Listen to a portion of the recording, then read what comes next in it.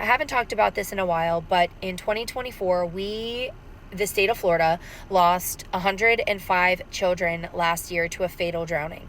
What a lot of people don't talk about is that the statistical ratio is 1 to 7. So for every one fatal drowning, you have 7 non-fatal drowning accidents that end in a hospitalization. So if that is a true ratio, that means that there were over 700 hospitalizations for non-fatal drownings just last year. Unfortunately, these numbers are just not talked about enough. Parents are led naively to believe that drowning accidents are not as common as they are, or they're very quick to blame the parent, thinking that the parent wasn't doing a good job, when in reality, children are faster and smarter than us 90% of the time.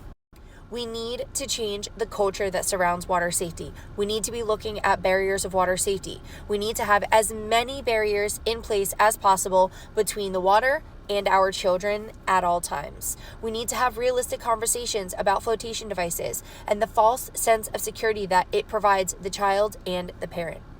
And again, I don't make this content to fearmonger or to be negative in any way. It's to get the information out to the parents. My goal is that my content touches you before something happens to your child, or before something happens to a child that you know, maybe someone close to you. At the end of the day, we need to be having healthy conversations about water safety. We need to be comfortable about talking about our water safety plan. We need to be comfortable about discussing water safety barriers and what needs to be put in place to keep children safe around water.